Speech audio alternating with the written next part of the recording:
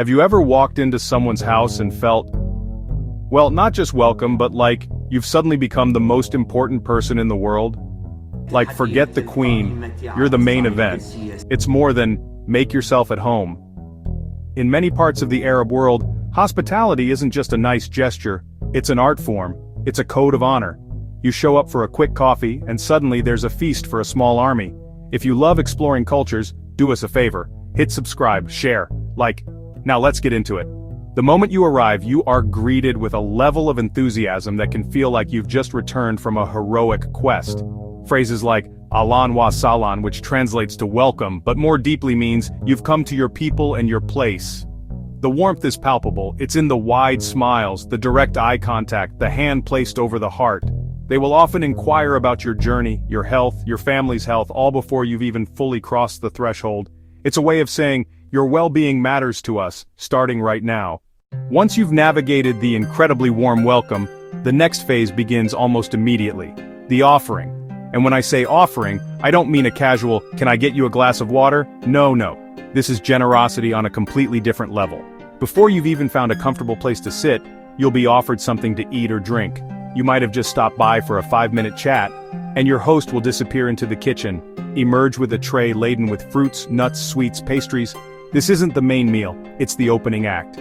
To refuse these initial offerings is almost unheard of. The host's honor is tied to their ability to provide, and providing means providing abundantly. The tradition comes from ancient Bedouin culture, where sharing resources in the desert was survival. Today, even in modern cities, the tradition persists, a sign of respect and care. And let's talk about gifts. It could be a small souvenir, a box of local sweets, or even something more personal. I've heard stories of hosts giving guests the very scarf or piece of jewelry the guest had admired. This giving isn't about showing off wealth, it's showing the wealth of the heart. Accepting the generosity lets your host fulfill their role. So when you're presented with a mountain of dates or a third helping of cake, understand, it's not pressure. It's love. It's tradition. It's a host wrapping you in care. They're not just feeding your body, they're feeding the connection between you. Now let's talk about the beverages, because in the Arab world, coffee and tea are not just drinks. They are a ceremony. They are a language. The serving of Arabic coffee, or kahwa in particular, is a ritual steeped in meaning and etiquette.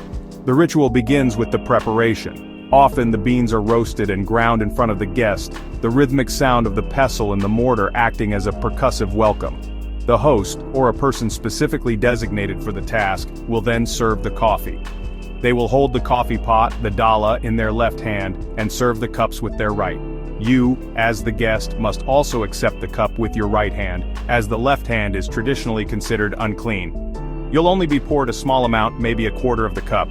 This is intentional. It ensures the coffee stays hot and is a sign of respect. The server will stand and wait for you to finish. You can have a second and a third cup.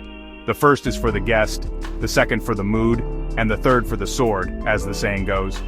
When you've had enough, you don't say no, thank you. Instead, you gently shake the cup from side to side when you hand it back.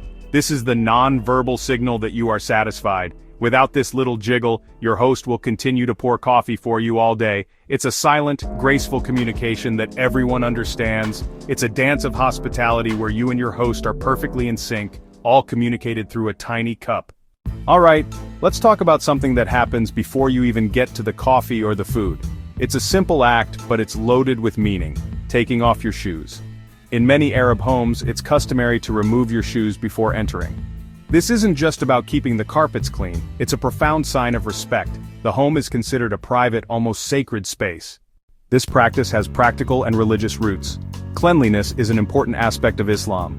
Prayers are performed on the floor, often on the same carpets used for living. Even non-Muslim Arab homes follow the tradition. It's just what you do. For first-time visitors, it can spark slight panic. Did I wear the socks with the holes? Are my feet presentable? Pro tip, check your socks before you leave. Hosts won't inspect your feet. They'll notice the gesture more than mismatched socks. Removing shoes creates a relaxed, intimate atmosphere. It's hard to be formal with everyone in socks. When you see that pile of shoes at the door, don't hesitate. It's the first nonverbal cue. Follow it. It's a simple, silent way to start the visit on the right foot. Or, well, the right sock. It says you're entering their world on their terms with humility and an open heart. Once you're settled in, shoeless and caffeinated, it's time for the main event. The meal. And sharing a meal in the Arab world is a deeply communal affair. Forget individual plates and neatly portioned servings, large platters in the center of the table or on a cloth on the floor, a powerful symbol of unity and togetherness. Eating from the same dish fosters intimacy and connection. It breaks down personal space and encourages conversation. You are partaking from the same source of nourishment, a beautiful metaphor for community. What I have is yours, and what you have is mine. There's an etiquette to this. You typically eat with your right hand. Flatbread, kubs, to scoop, or just your fingers. Eat from the section directly in front of you. Don't reach across to grab the best piece. Unspoken rules to ensure everyone gets a fair share.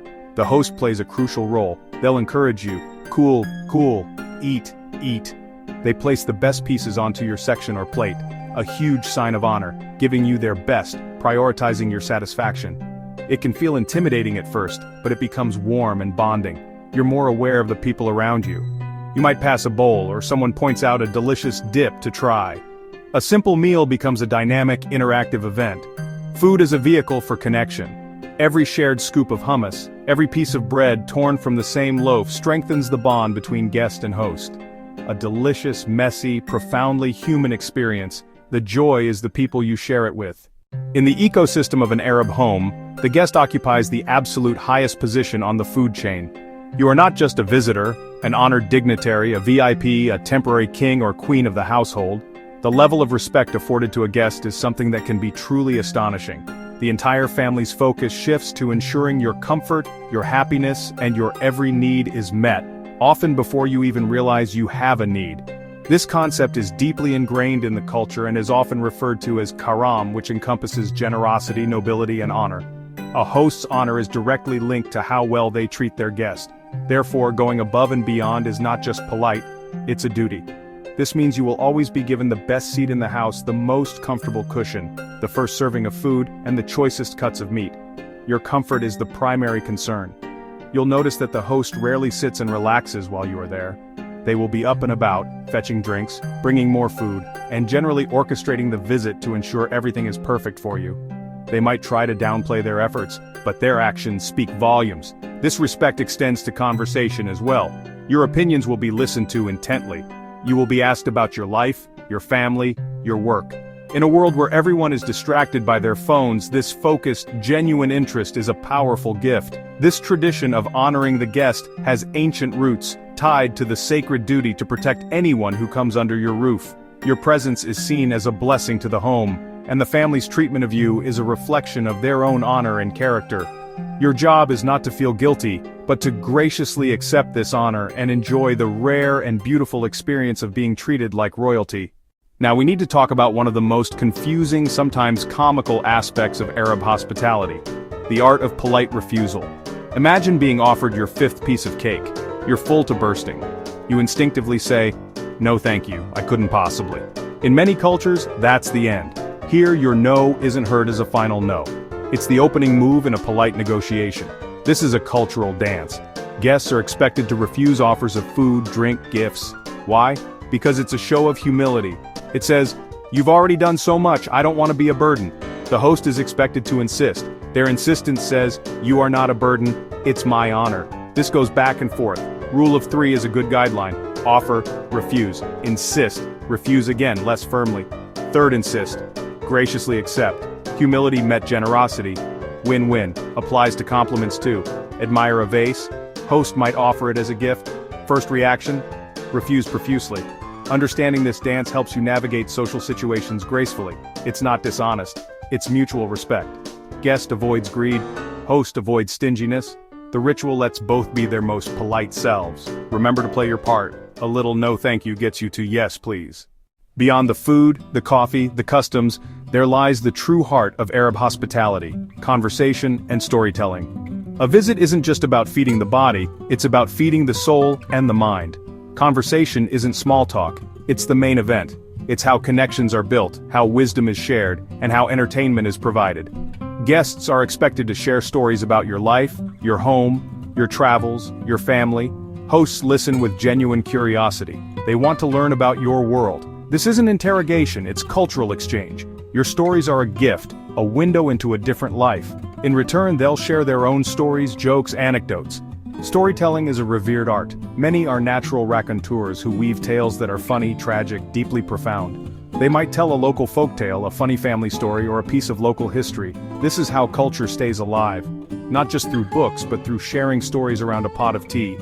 Laughter matters. A good host keeps the mood light and joyful. Jokes are told, good-natured teasing is common, especially among friends and family. As a guest, laugh at their jokes and at yourself. It shows you're relaxed, the ultimate compliment to your host. It's proof their hospitality made you feel at home. Conversation moves at an unhurried pace, no rush to the next point. Evenings are for human connection. You might talk for hours after the meal. That's the goal. Food and drinks spark it. Conversation is the substance. Value the person in front of you with your time and attention. When you visit, come prepared to talk. Don't be shy, ask questions, share experiences, listen with an open heart. You'll remember not just the taste of food, but the sound of laughter and the warmth of a story well told. Here's a concept that can really bend the mind of someone from a culture of strict RSVPs and +1s. In many parts of the Arab world, an invitation is not just for you, it's an open-ended, expandable thing. When someone invites you to their home, there's an unspoken understanding that the invitation often extends to the people you are with, your friends, your family, even a new acquaintance you just met. They are all welcome. You might be walking with a friend when you bump into someone who invites you for dinner. They will, without hesitation, look at your friend and say, "You must come too." It's not just a polite gesture to be declined, it is a genuine invitation. The host's thinking is, my guests' friends are my guests too. To exclude them would be inhospitable. The more, the merrier is a guiding principle. This can lead to spontaneous social gatherings. A planned dinner for 4 can happily balloon into a party for 10. And here's the incredible part.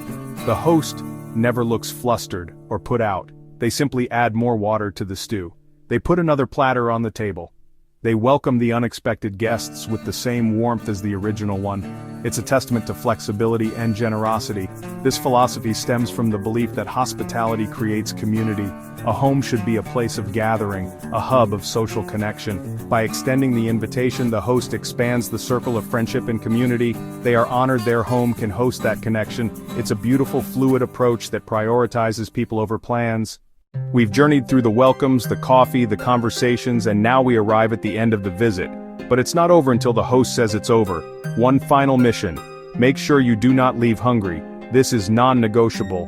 You could have eaten a feast fit for 3, but as you get ready to leave, a new wave of hospitality begins. You're met with cries. You're leaving already, but you've eaten nothing. Then comes the takeaway package. A beloved tradition. They won't be satisfied with feeding you just now. They want you fed tomorrow too. They'll pack leftovers, bake fresh pastries, fill a container with fruit and insist you take it. Refusing is almost impossible. It's like refusing a mother's love. Sending food is symbolic, extending hospitality beyond the home. Their care continues after you leave.